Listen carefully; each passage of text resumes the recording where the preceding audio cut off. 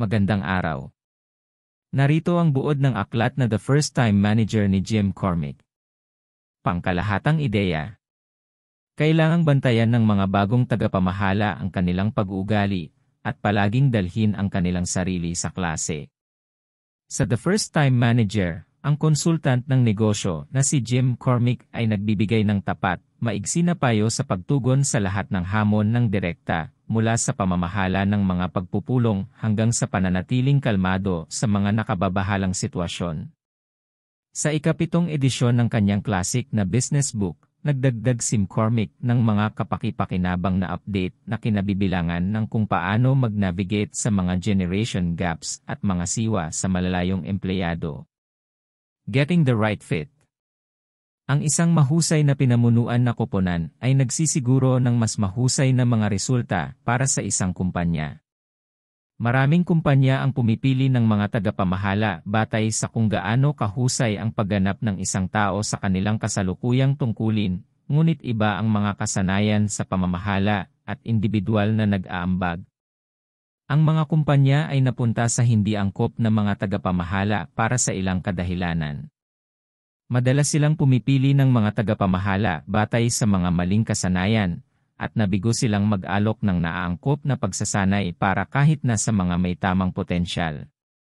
Higit pa rito, ang mga kumpanya ay madalas nakulang sa mga landas sa pagsulong sa karera na hindi kasama ang pagpasok sa pamamahala para sa mga empleyadong may iba pang mga talento. Starting your new role.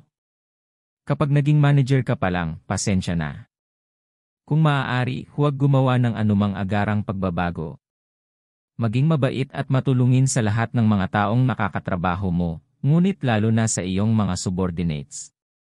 Maraming bagong manager ang tumutuon sa pagpapabilib sa kanilang mga superior, at nakakalimutan na sila ay tinatasa kung gaano kahusay ang pagpapatakbo ng kanilang koponan. Ang iyong mga subordinates ay kailangang nais na magtrabaho sa iyo. Bumuo ng isang positibong reputasyon at gamitin ang iyong kapangyarihan ng matipid. Gumawa ng mga koneksyon sa iyong mga katrabaho. Bagamat dapat kang manatili sa mga paksang nauugnay sa trabaho sa iyong mga pag-uusap, maglaan ng oras upang magkaroon ng mga personal na talakayan. Ipinapakita nito sa iyong koponan na bukas ang mga linya ng komunikasyon. Maging tunay at interesado habang nakikipag-usap sa kanila. Kung pinamamahalaan mo na ngayon ang isa sa iyong mga kaibigan, mag-ingat na huwag magpakita ng paboritismo. Gawin ang iyong makakaya upang pamahalaan ang iyong mga emosyon habang nasa trabaho. Walang sinuman ang umaasa sa iyo na ganap na walang pakiramdam, ngunit maging tapat sa mga katrabaho kung nagkakaroon ka ng masamang araw upang malaman nilang ang anumang galit ay hindi nakadirekta sa kanila. Magsikap na ipakita na nagmamalasakit ka. Establishing trust and confidence. Ang isa sa iyong mga pangunahing layunin bilang isang tagapamahala ay dapat na itanim ang tiwala at kumpiyansa sa iyong mga empleyado at sa kanilang pagtingin sa iyo.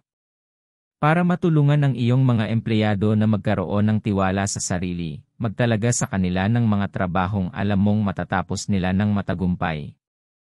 Huwag kailanman itama ang isang empleyado sa harap ng iba kung sila ay nagkamali. Kapag tinatalakay ang isang error sa isang miyembro ng koponan ng pribado, tumuon sa pagtugon sa hindi pagkakaunawaan na naging sanhi ng pagkakamali at hindi sa personal na pagpuna. Huwag pahirapan ang mga empleyado o palakihin ang mga pagkakamali. Maaari mo ring palakasin ang tiwala sa pamamagitan ng pagsali sa iyong mga katrabaho sa mga proseso ng paggawa ng desisyon. Sa pamamagitan ng paghahanap ng input, ipinapahiwatig mo sa iyong mga tauhan na pinahahalagahan mo ang kanilang mga ideya. Kung nakatanggap ka ng input na hindi mo maipatupad, ipaliwanag ng maikli kung bakit habang nag-iingat na huwag maging kritikal sa input o sa taong nagbibigay nito. Ang papuri ay isa sa mga pinakamahusay na paraan upang hikayatin ang mga tao at magtatag ng isang kasyasiyang kapaligiran sa lugar ng trabaho. Bilang isang pinuno, ang iyong trabaho ay mag-udyok sa iyong mga miyembro ng koponan na maghatid sa abot ng kanilang mga kakayahan. Bahagi nito ang pagpupuri sa kanila kapag nararapat. Siguraduhin na ang iyong pagpapahalaga ay tiyak, totoo, at nagbibigay ng kahalagahan ng gawain ng miyembro ng pangkat na iyon. Practicing active listening. Ang aktibong pakikinig ay nangangahulugan ng pagpaparamdam sa isang tao na narinig. Magagawa mo ito sa pamamagitan ng pakikilahok sa pag-uusap, pagtatanong ng mga paglilinaw na tanong, pagbubuod ng sinabi, at paggamit ng mga tamang pahiwatig.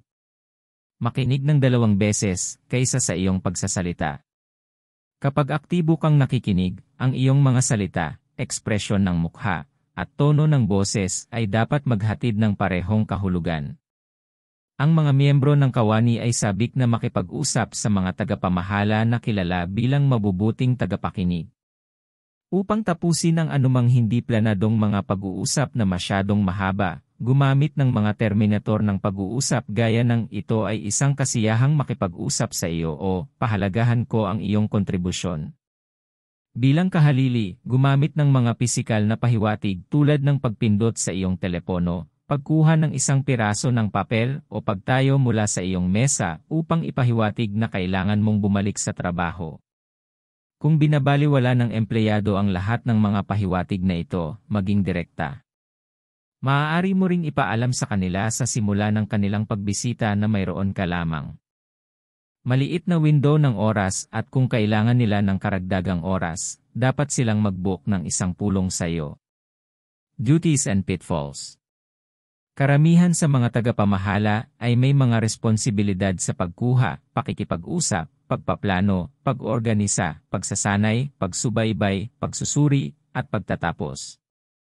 Mabisa mong magagawa ang trabaho sa pamamagitan ng paglalaan ng kumpletong pagtuon sa mga pangangailangan ng mga nasa ilalim ng iyong otoridad. Magpakita ng tunay na pagmamalasakit sa pamamagitan ng pagtiyak na ang iyong mga empleyado ay angkop na hinamon, sapat na kinikilala, patas na gantimpala, at tinasa sa isang napapanahong paraan at naaangkop na paraan. Ang pagtatalaga ng responsibilidad ng walang kapangyarihan ay ang pinakakaraniwang error sa pamamahala. Kapag nagdelegasyon, isaalang-alang kung binibigyan mo ng sapat na kontrol ang mga miyembro ng iyong koponan para magtagumpay sila. Magkaroon ng pakiramdam ng balanse sa lahat ng aspeto ng pamamahala. Ang ilang mga tagapamahala ay naging napaka-focus sa malaking larawan na nawala sa paningin nila ang mga nuances. Maaaring hindi rin sila nababahala tungkol sa dami ng paggawa na kinakailangan upang maisagawa ang detalyadong gawain. Ang ibang mga tagapamahala ay nakatutok sa mga detalye, kaya nalilimutan nila ang pangkalahatang layunin. Mahalaga ang balanse. Collaborating with your boss. Kung bibigyan ka ng pagkakataong magbigay ng input sa sarili mong manager, gawin itong makabuluhan at malawak ang saklaw. Iwasan ang paggawa ng mga rekomendasyon na pangunahing nakikinabang sa iyong lugar ng responsibilidad. Ang iyong payo ay hindi papansinin at sa huli, ay hindi nahahanapin kung ito ay kulang ng malawak na pananaw. Maaaring kailanganin mong i-endorso at ipatupad ang isang pagpipilian o patakaran na direktang sumasalungat sa iyong mga ideya. Kung hindi mo alam kung bakit ginawa ang pagpili, tanungin ang iyong boss. Gawing malinaw na gusto mong lubos na maunawaan ang mga dahilan para sa desisyon upang mabisa mo itong maisabatas. Upang lumikha ng isang magandang relasyon, dapat mong panatilihing may kaalaman ang iyong manager, igalang ang kanilang oras, at maging bukas sa kanilang mga pananaw. When your boss is unreasonable, maaari mong makita ang iyong sarili sa mahirap na posisyon ng pag-uulat sa isang matigas na manager. Una, suriin kung ang manager na ito ay may problema para sa lahat sa kumpanya o ikaw lang. Kung ikaw lang, maaaring kailangan mo lang ng oras para mag-adjust sa estilo ng iyong bagong boss. Kung ang lahat ay may mga problema sa boss, ang iyong pinakamahusay na opsyon depende sa konteksto at kultura ng politika ng iyong organisasyon, ay ang makipag-usap sa iyong boss ng direkta at propesyonal upang matugunan ang mga isyung ito. Gayunpaman, kung alam mo na ayaw ng iyong boss na makatanggap ng mga komento mula sa mga tauhan, maaaring kailanganin mong makipag-usap sa ibang tao. Maaaring ito ay isang katrabaho, human resources, o maging ang kanilang manager. Tandaan na ang pagpunta sa kanilang supervisor ay malamang na magwawakas ng iyong relasyon sa iyong boss para sa kabutihan, ngunit maaaring wala kang pagpipilian. Ikaw ay kumikilos para sa pinakamahusay na interes ng iyong koponan at kumpanya. Ang iyong huling alternatibo ay ang lumipat ng mga departamento o umalis sa organisasyon. Ang mahinang pamamahala sa anumang antas ay isa sa mga pinaka-epektibong paraan upang itaboy ang mabubuting empleyado. Your manager's personality type. Mayroong 4 na pangunahing uri ng mga tagapamahala. Ang mga monopolizer ay mabilis na gumagawa ng desisyon na nakatuon sa ilalim ng linya. Ang mga pamamaraan ay batay sa pananaliksik, pare-pareho, mahuhulaan at tumpak. Ang mga motivator ay dinamiko, masigla, mapag-imbento, at madaldal. Ang mga mixer ay nakatuon, tapat, mahabagin, at peacekeeping. Tutukuyin ang uri ng personalidad ng iyong manager kung paano mo kailangang umangkop sa kanila. Magiging mas kaaya-aya ang iyong trabaho kung bibigyan mo ng pansin ang mga kagustuhan ng iyong boss. Ang 4 na pinakamahalagang elemento na dapat isaalang-alang ay kung paano nila hinuhukay ang impormasyon, ang kanilang gustong antas ng detalye, ang kanilang pangangailangan para sa kamadalian, at ang kanilang mga paborito at hindi gaanong paboritong mga paksa. Baguhin ang iyong mga diskarte kung kinakailangan. Ikaw ay makikita bilang tumutugon, mahusay, at epektibo kung gagawin mo ito. Choosing your management style. Ang mga tagapamahala ay dating autokratiko o diplomatiko. Ang autokrat ay patuloy na gumagamit ng kapangyarihan, samantalang ang diplomat ay gumagamit nito ng matipid. Para sa mga bagong tagapamahala, ang diskarte sa kamalayan ay pinakamahusay.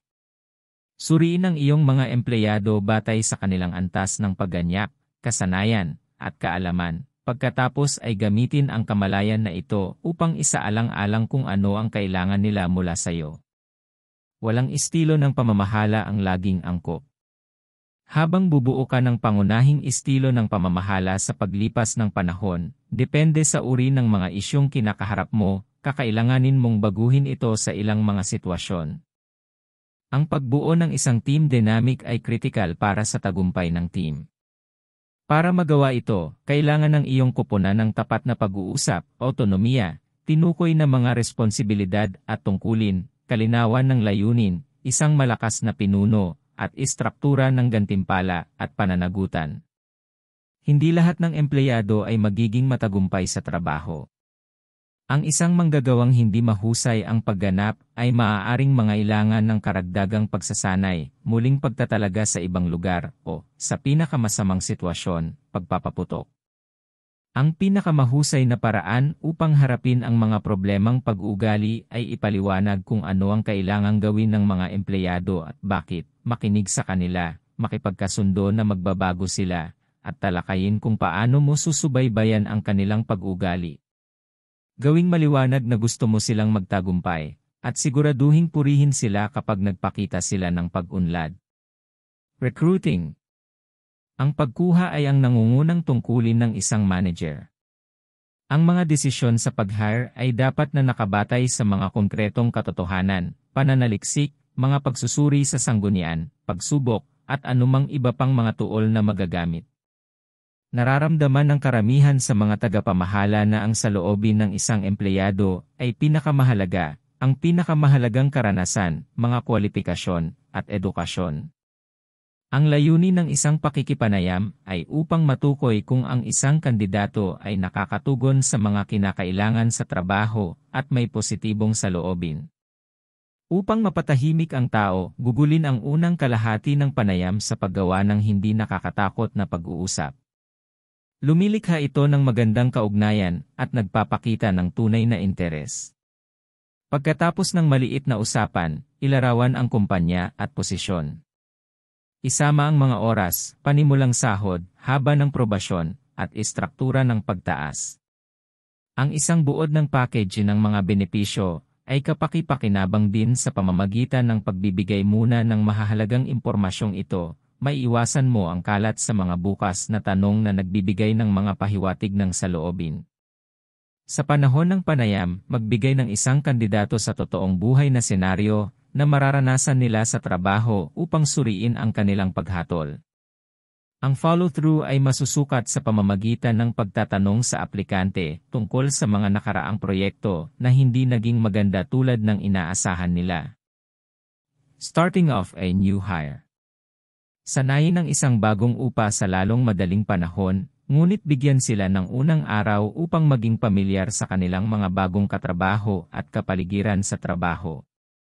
Bagamat ang karamihan sa mga tao ay naniniwala na ang papaalis na empleyado ay dapat sanayin ang bago, maraming mga manggagawa na nagbibigay ng kanilang paunawa ay nakatutok na sa kanilang susunod na posisyon, at ang pagsasanay na kanilang ibinibigay ay maaaring hindi basta-basta at hindi sapat.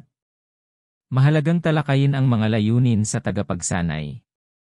Dapat maabisuhan ang tagapagsanay pagkatapos matanggap ang bagong empleyado at matukoy ang petsa ng pagsisimula. Pumili ng trainer na kayang linawin ang mga bagay ng walang jargon. Sa unang linggo, dapat mag-check-in ang manager sa trainer at bagong hire.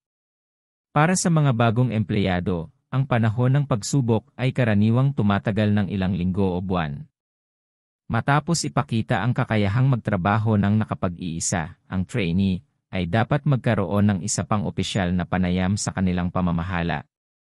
Ito ay isang magandang pagkakataon para sa iyo bilang tagapamahala upang ihatid ang iyong kasiyahan sa pag-unlad na nagawa sa ngayon, upang bigyang diin na ang empleyado ay magtatrabaho na ngayon ng walang tagapagsanay, at upang tukuyin kung paano susubaybayan ang trabaho para sa parehong kalidad at dami.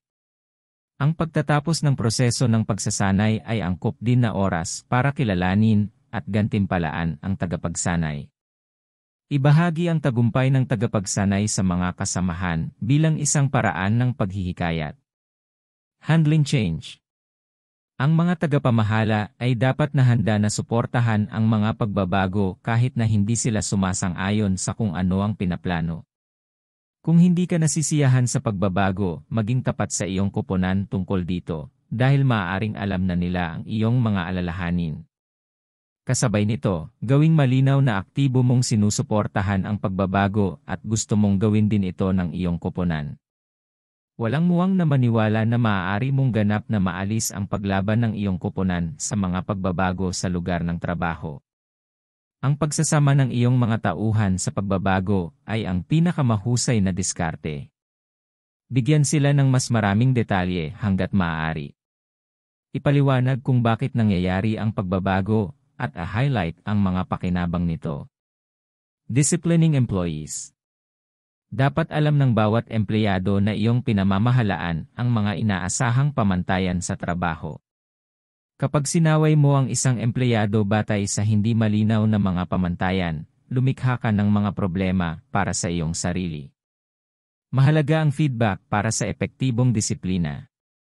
Dapat mong idisenyo ang iyong mga sistem upang ang mahinang pagganap ay madala sa iyong pansin sa lalong madaling panahon. Ang disiplina ng mga tauhan ay dapat palaging gawin ng pribado. Kahit na sa isang dismissal, hindi kailanman hiyain ang isang empleyado. Siguraduhing alam ng empleyado na ang pagganap ay tinatalakay, hindi karakter. Ang hindi kasiyasyang pagganap ay masyadong madalas na ginagamit ng mga boss bilang katuwiran para sa isang personal na pag-atake. Sa halip, dapat mong makita ang mahinang pagganap bilang isang hindi pagkakaunawaan sa trabaho. Patahimikin ang mga empleyado kapag dinadala sila sa iyong opisina, at anyayahan silang lumahok sa pag-uusap. Ang isang empleyado ay bihirang magulat na marinig na ang mga layunin ay hindi naabot. Bumuo ng isang plano sa pagpapabuti kasama ang empleyado. Magkasundo sa isa't isa upang walang hindi pagkakaunawaan tungkol sa sinabi. Sa pagtatapos ng pag-uusap, lumikha ng isang memorandum at ilagay ito sa file ng empleyado. Ito ay lalong kritikal kung pinamamahalaan mo ang isang malaking grupo ng mga tao, dahil maaaring hindi mo maalala ang mga nuances ng usapan pagkalipas ng 6 na buwan. Kung bumuti ang kanilang performance, patuloy na makipag-ugnayan sa mga empleyado hanggang sa kumpiyansa ka na nasa track sila.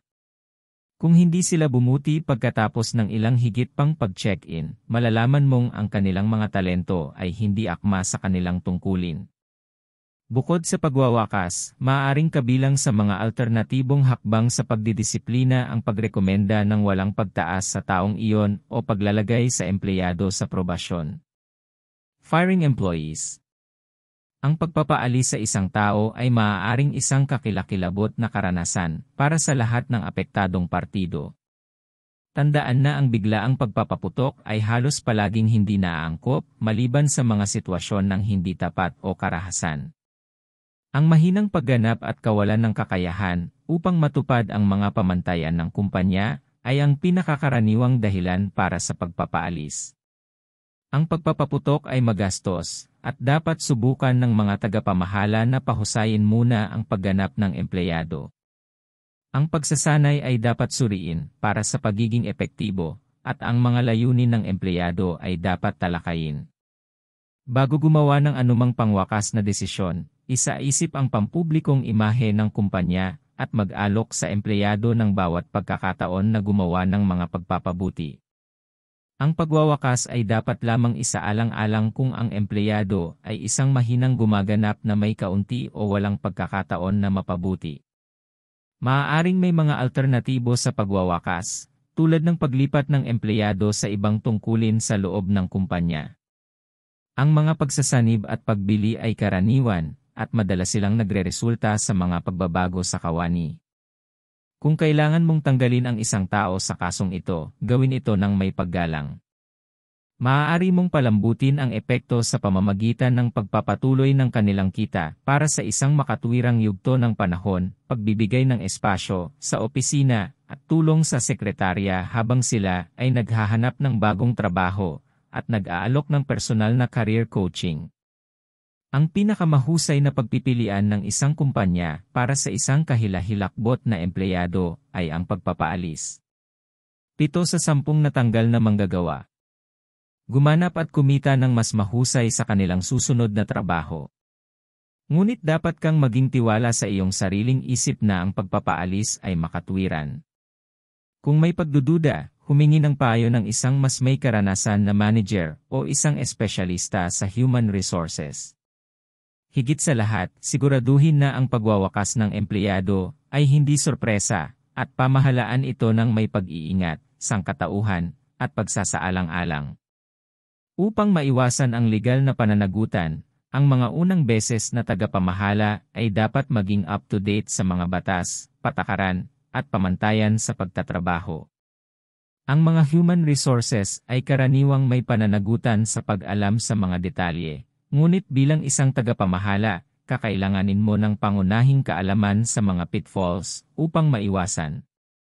Kabilang sa mga legal na issue ang pagtugon sa sexual na maling pag-uugali, pagharap sa kapansanan o pag-abuso sa sangkap, pag-iingat sa privacy, pagsunod sa mga regulasyon ng pamilya at medical na leave, at paghawak ng agresyon sa lugar ng trabaho. Kung ang isang manager ay walang alam tungkol sa isang batas o nabigong ipatupad ito, maaaring idemanda ang organisasyon. Working with HR. Maaaring tulungan ng Human Resources Department ang mga bagong manager sa iba't ibang paraan, kaya dapat mong malaman kung ano ang magagawa ng HR para sa iyo. Ang mga bagong tagapamahala ay dapat magtatag ng isang positibong relasyon sa pagtatrabaho sa HR, upang matiyak ang kanilang sarili at tagumpay ng kanilang koponan. Sa maraming kumpanya, sinusuri muna ng HR ang mga bagong manggagawa, ngunit ang huling pagpili ay ginawa ng may katuturang tagapamahala. Makakatulong ang HR sa pagsasanay at pangkalahatang pamamahala sa karera pati na rin sa pagkuha. Ginagamit din ng ilang kumpanya ang departamento ng HR bilang isang plataporma para sa mga empleyado na talakayin ang mga problemang nararanasan nila. How to motivate? Alam ng pinakamahusay na mga tagapamahala kung paano makisali sa kanilang mga tauhan sa pamamagitan ng unang pag-aaral kung ano ang nag-udyok sa kanila. Magagawa ito sa pamamagitan ng pagmamasid sa kanilang mga aksyon, pagkilala sa kanila, o pagpapakumpleto sa kanila ng isang survey. Ang pagtatanong lamang ay isa pang mahusay na pamamaraan upang matuklasan kung ano ang nag-uudyok sa mga empleyado. Maaaring palakasin ng mga tagapamahala ang pagganap sa pamamagitan ng pagbabalanse sa mga kinakailangan ng kumpanya sa mga motibasyon ng mga empleyado. Ang mga pamagat ay madalas na hindi pinahahalagahan sa mundo ngayon. Maraming mga negosyo ang nag-iingat sa pagbibigay ng mga titulo ng malaya, ngunit maaari itong maging kapaki-pakinabang sa moral ng korporasyon. Ang mga titulo ay libre sa organisasyon, kaya walang dahilan upang hindi gamitin ang mga ito upang ipakita ang pagpapahalaga sa mga tauhan. Taking risks. Bilang isang tagapamahala, dapat kang magkaroon ng kamalayan sa pagpapaubaya sa panganib ng mga miyembro ng iyong koponan. Kapag nagtatalaga ng mga trabaho, makakatulong ito sa iyong gumawa ng mas mahusay na mga pagpipilian. Ang konsepto ng pagsasapanlipunan ng grupo ay nagsasaad na kapag ang isang mataas o mababang halaga ng pangingibabaw ay umiiral sa loob ng isang grupo, ang mga katangian tulad ng panganib na predisposisyon ay pinalalaki. Halimbawa, kung bubuo ka ng isang pangkat ng proyekto na ganap na binubuo ng mga taong may mas mataas sa average na hilig sa panganib, ang pinagsama-samang pagkahilig sa panganib ng koponan ay magiging mas mataas pa kaysa sa bawat individual. Mas mainam na mag-staff sa isang team o departamento na may ilang mga tao na may mga hilig sa panganib na higit sa karaniwan at ang ilan ay mas mababa sa average upang magkaroon sila ng moderating na impluwensya sa isa't isa. Ang paghahanap ng mga paraan upang mapahusay ang kahusayan ay tungkulin ng isang tagapamahala. Upang maging matagumpay ng madalas hanggat maaari, dapat kang kumuha ng mga kalkuladong panganib. Ang 6 na hakbang ng matalinong pagkuha ng panganib ay ang pagkilala sa panganib, pagtatantya ng mga posibleng resulta, pagpapabuti ng posibilidad ng tagumpay, pag-update sa pagsusuri ng mga posibleng resulta, paggawa ng pagsusuri sa sakuna, at pagpapasya, at pagpapatuloy. Generation and other gaps. Kapag pinangangasiwaan ng mga batang tagapamahala ang matatandang tauhan, maaaring magkaroon ng tensyon. Para matulungan ang mga nakatatandang empleyado na maging mas komportable, dapat paminsan-minsang ipagpaliban ng mga nakababatang tagapamahala ang mga desisyon na alam nilang magagawa nila kaagad. Halimbawa, kung ang isang mas matandang empleyado ay naghahatid ng isang alalahanin, maaaring sabihin ng manager na pag-iisipan nila ito at babalik sa empleyado sa susunod na araw. Ipinapakita nito na ang manager ay maalalahanin sa halip na padalos-dalos na isang karaniwang reklamo tungkol sa mga batang manager. Ang mga tradisyonal na insentibo tulad ng mga sweldo at promosyon ay may posibilidad na magbigay ng inspirasyon sa mga baby boomer, samantalang ang Gen Xers ay hinihimok ng propesyonal na pagsulong, mas pinahahalagahan nila ang pagsasanay at pagbabayad ng matrikula. Ang mga millennial, sa kabilang banda, ay gustong makita at maramdaman na sila ay bahagi ng isang bagay na kapaki-pakinabang. Ang ilang miyembro ng koponan ngayon ay maaaring nasa labas ng lugar, habang ang iba ay maaaring mag-telecommute paminsan-minsan o kahit araw-araw. Mahalagang tratuhin ang mga miyembro ng koponan sa labas ng lugar na katulad ng mga miyembro ng koponan sa site. Dapat ay pantay kang na-access sa kanila at makipag-usap sa kanila ng kahit gaano kadalas. Dapat mong gamitin ang lahat ng na-access na tool sa komunikasyon, kabilang ang email, text, telepono, at video, na may kagustuhan para sa video. Gawin itong isang punto na makipagkita ng personal sa iyong malayong kawani ng madalas. Social media. Ang personal na paggamit ng social media sa trabaho ay dapat matugunan. Maraming organisasyon ang nagpapataw ng tahasang pagbabawal sa mga empleyado na gumagamit ng social media sa oras ng trabaho o sa mga device na pagmamay-ari ng kumpanya. Ang mga patakarang ito ay madalas na nagbabawal sa mga empleyado na gumamit ng mga email address sa trabaho para sa mga personal na profile sa social media. Ang pinakakaraniwang mga katwiran para sa mga naturang patakaran ay ang pagkawala ng produktibidad at mga potensyal na pananagutan. Kung ito ang patakaran ng iyong organisasyon, dapat itong maiparating ng malinaw. Hindi dapat manghimasok ang mga kumpanya sa paggamit ng pribadong social media ng kanilang mga empleyado sa personal devices. Sa labas ng trabaho. Ang tanging pagbubukod ay kapag ang isang empleyado ay nagbabahagi ng pribado o pagmamay-ari na impormasyon ng korporasyon o gumawa ng mga mapanghamak na pahayag tungkol sa kumpanya o mga kasamahan. Ang mga pangyayaring ito ay isang minahan ng mga potensyal na pananagutan at mga legal na paghihirap na dapat hawakan ng may matinding pag-iingat ng iyong HR o legal na departamento. Creating job descriptions. Karamihan sa mga negosyo ay gumagamit ng mga paglalarawan ng trabaho upang ipaalam sa mga potensyal na aplikante kung ano ang kailangan ng trabaho, anong mga kwalifikasyon ang kinakailangan, at kung ano ang mga layunin ng posisyon. Ang 3-tier teknike ay madaling gamitin kapag nagsusulat ng mga paglalarawan sa trabaho. Ang 3 tier ay mga teknikal na kasanayan at kaalaman, saloobin, at interpersonal na kakayahan. Maraming mga paglalarawan sa trabaho ang nag-aalala lamang sa mga teknikal na bahagi, ngunit karamihan sa mga may karanasang tagapamahala ay naniniwala na ang mga katangian ng pag-ugali at interpersonal ay mas mahusay na mga tagapagpahiwatig ng pagganap ng trabaho. Habang bumubuo ng mga paglalarawan ng trabaho, tiyaking tugunan ang lahat ng 3 kategorya. Conducting performance appraisals. Bagamat maraming mga tagapamahala ang natatakot na magbigay ng mga pagsusuri sa pagganap, sila ay isang epektibong tuol sa pamamahala. Bukod pa rito, ang kasaysayan ng mga pagsusuri sa pagganap ay madalas na hinihiling ng hukom o referee sa mga kaso ng trabaho na nagpapatuloy sa korte. Ang mga pagsusuri ay maaaring maging isang malaking pananagutan kapag ang mga ito ay hindi nakumpleto ng hindi tama, o nakumpleto ng may bias. Ang pagtatakda ng mga layunin ay nagsisiguro na ang mga empleyado ay nauunawaan kung ano ang inaasahan sa kanila. Dapat kang magbigay ng feedback, pagsasanay, at pagtuturo upang matulungan silang magtagumpay. Kapag dumating ang oras para sa pagsusuri, dapat mong ihanda ang mga papeles at isagawa ang pagsusuri sa lalong madaling panahon.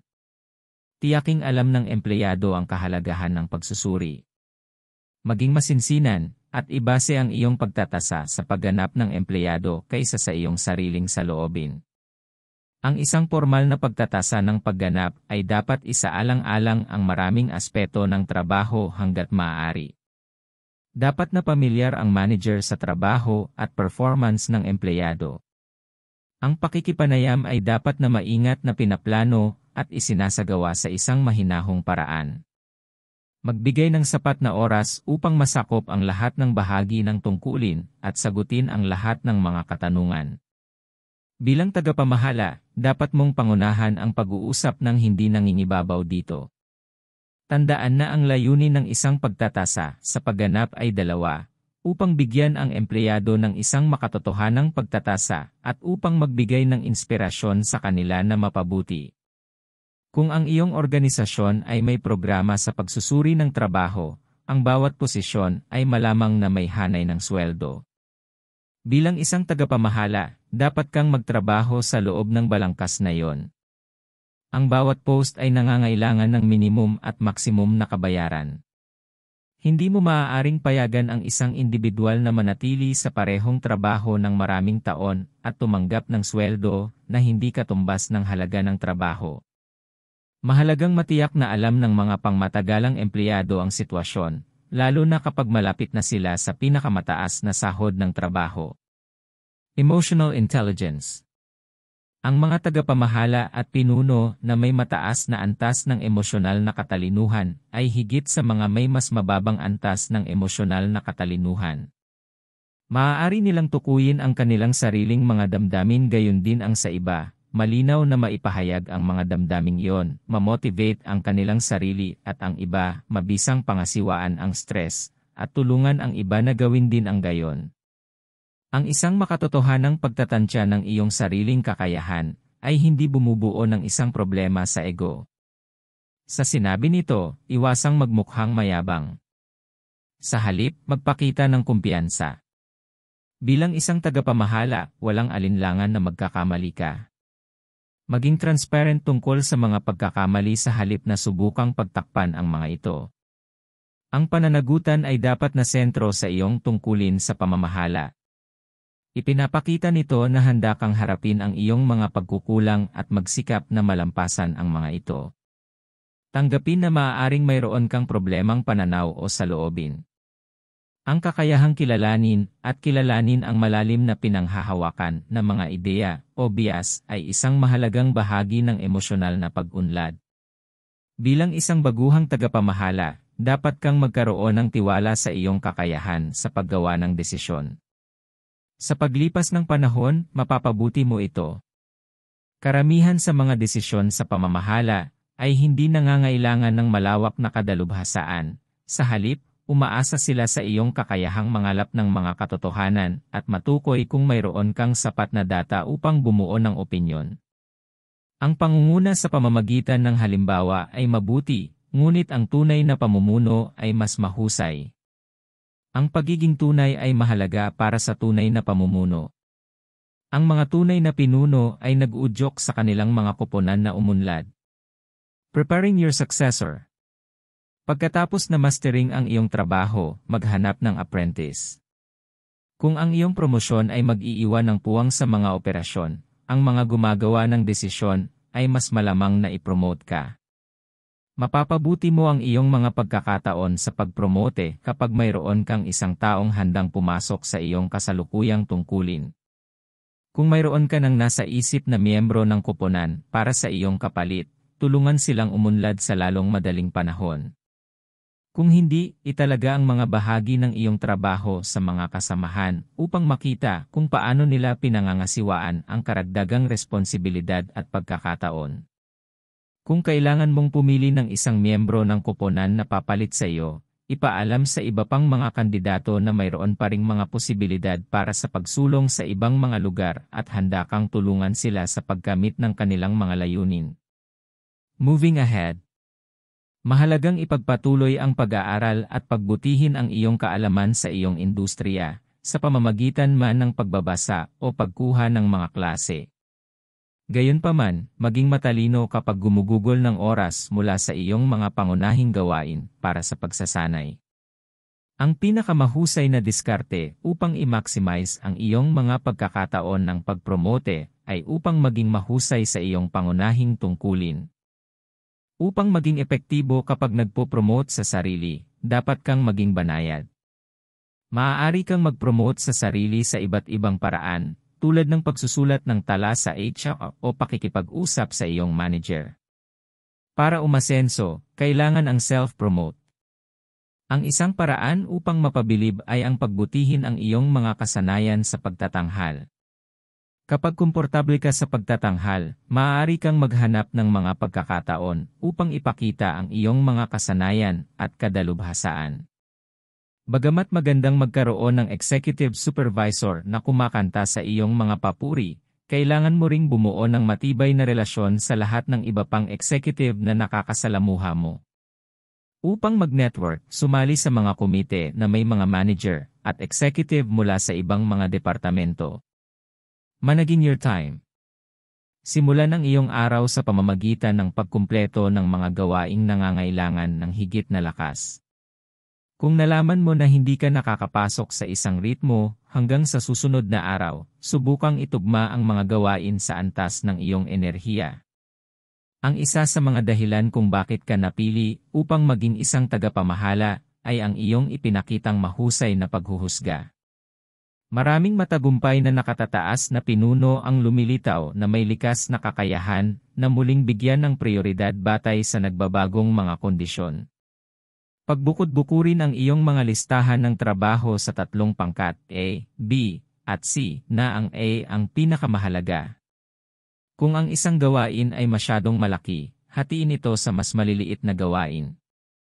Markahan ang mga nagawang gawain gamit ang isang programa o application sa pagsubaybay sa layunin. Panatilihin ang listahan ng gawain kahapon upang makita kung ano pa ang dapat gawin. Sa wakas, magkaroon ng papel at panulat malapit sa iyong kama kung sakaling may dumating sa iyo na ideya para sa isang solusyon sa kalagitnaan ng gabi. Ang mga pagkaantala ay nagdudulot ng pinakamalaking banta sa kahusayan at produksyon. Nakatutukso na unahin ang isang bagay na biglang lumitaw, ngunit ang paggawa nito ay maaaring makasira sa lahat ng iyong maselang pagpaplano at pag-prioritize. Iwasang sumuko sa paniniil ng kamadalian. Ang diskarte sa closed office ay isang paraan ng pagpapataas ng produktibidad sa pamamagitan ng pagtatalaga ng oras bawat araw kung kailan walang sinuman mula sa kumpanya ang makakaabala sa iyo. Pagtibayin ang 70 paghahati 30 na panuntunan na nagsasaad na hindi ka dapat mag-schedule ng higit sa 70% ng iyong araw. Maglaan ng oras para sa mga tawag sa telepono, email, oras ng opisina, at higit pa.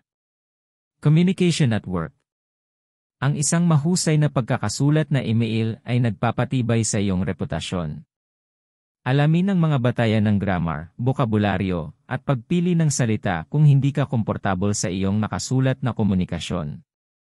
Kung mali ang iyong mga salita sa iyong pagsusulat, maaaring mali rin ang mga ito sa iyong pananalita. Ang Grapevine ay isang hindi opisyal na sistema ng komunikasyon na naroroon sa lahat ng kumpanya. Ang network na ito ay madalas na mas mahusay kaysa sa tradisyonal na mga istruktura ng komunikasyon. Magagawa ng mga manager na mag-tap sa Grapevine kung mayroon silang magandang relasyon sa kanilang mga tauhan. Mabisa ang Grapevine, ngunit kapag kumalat na ang mga mensahe, hindi na sila makokontrol.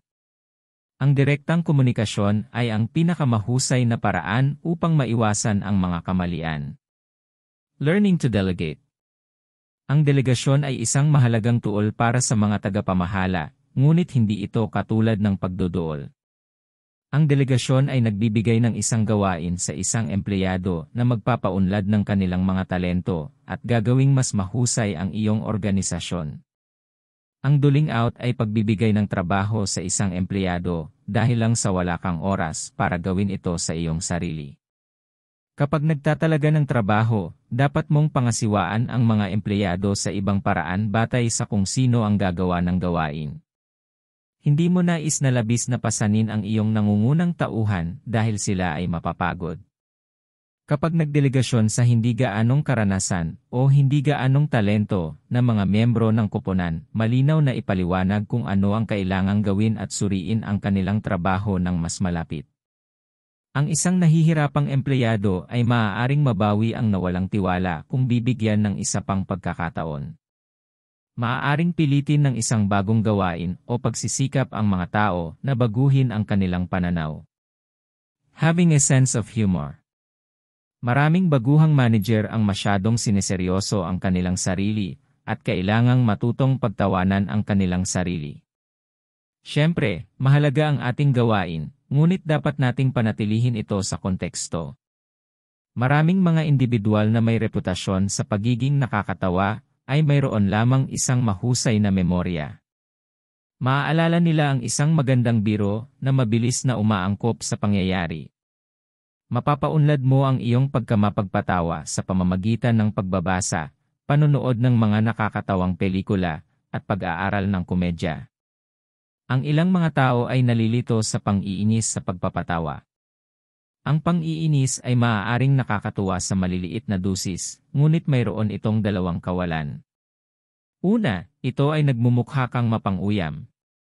Pangalawa, ito ay madalas na dumating sa gastos ng iba. Bilang isang pangkalahatang tuntunin, iwasan ang anumang uri ng katatawanan na kapinsalaan ng ibang tao. Habang nagiging abala ang mga bagay, kapaki-pakinabang ang sense of humor. Ang isang mahusay na nakalagay na nakakatawang komento ay maaaring magpasigla at mabawasan ang tensyon. Holding meetings. Ang mga pagpupulong ay magastos at matagal. Iwasan ang mga ito kung maaari. Kung kailangan mong magkaroon ng isang pulong, magpadala sa mga kalahok ng isang naka-schedule na agenda ilang araw ng maaga. Makakatulong ito na maging maayos ang pagpupulong. Dapat ilista ng agenda ang lahat ng paksang tatalakayin kasama ng takdang panahon para sa bawat isa. Ito ay kapaki-pakinabang na magkaroon ng iba't ibang mga dadalo na manguna sa iba't ibang mga issue sa agenda. Ang paghahanda ng maaga ay lalong mahalaga para sa mga pagpupulong sa malalayong kalahok. Ang pinuno ng pagpupulong ay dapat gumawa ng karagdagang pagsisikap upang mapanatili ang malayong mga kalahok sa track na may daloy ng pulong. Kapag nakikilahok ka sa isang video conference, ang wastong kagandahang asal ay mahalaga, tulad ng pananamit ng angkop at pananatiling nakatutok. Giving presentations. Bilang isang bagong manager, maaari mong maiwasan ang pagbibigay ng mga presentasyon sa harap ng mga panlabas na kliyente, ngunit malamang na hindi mo sila maiiwasan sa loob ng sarili mong kumpanya. Mapapahusay mo ang iyong mga kasanayan sa pampublikong pagsasalita sa pamamagitan ng pagsali sa Toastmasters, pagkuha ng kurso sa pagsasanay, o pagtanggap ng one-on-one na coaching. Ang layunin ng isang pagtatanghal ay dapat na malinaw at simple. Karamihan sa mga tagapakinig ay maaalala lamang ang isang pangunahing punto at 3 iba pang mga punto. Kapag nagpaplano ng iyong presentasyon, isaalang-alang ang iyong madla. Pagkatapos ay magsanay ng maraming beses. Maging dynamic at ipakita na masaya ka habang nagsasalita. Coping with stress. Maaaring makaharap ang mga tagapamahala ng malalaking hadlang gaya ng hindi malinaw na mga tagubilin, kahirapan sa teknolohiya, patuloy na pagkaantala, politika ng organisasyon, mahabang oras, at higit pa. Karamihan sa mga mukhang hindi kasya kapag nagsisimula ka sa pamamahala ay lalabas na. Karaniwan kapag nakakuha ka na ng kadalubhasaan. Kasama sa estilo ng iyong pamamahala ang kung paano ka tumugon sa mga nakababahalang kaganapan. Kapag nababalisa ka, hindi mo nais na lumala ang mga bagay sa pamamagitan ng pagpanik. Manatiling kalmado.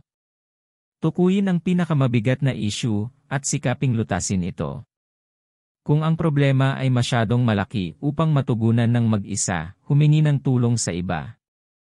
Panatilihin ang iyong cool at subukan upang makita ang sitwasyon ng malinaw. Pagkatapos, magpasya ng matalino hanggat maaari. Stay balanced and classy. Ang isang matagumpay na tagapamahala ay dapat na isang buong tao. Nangangahulugan niyon ng pagiging isang mahusay na kaalaman na individual na may kamalayan sa kung ano ang nangyayari sa kanilang kapitbahayan, estado, at bansa. Ang mga tao ay nangangailangan ng mga interes, libangan, at iba pang aktibidad sa labas ng trabaho upang maging matino. Kung kailangan mong dalhin ang trabaho sa bahay, magtakda ng malinaw na mga limitasyon sa pamamagitan ng pagtatalaga ng ilang partikular na yugto ng panahon para dito, at pagsunod sa mga ito.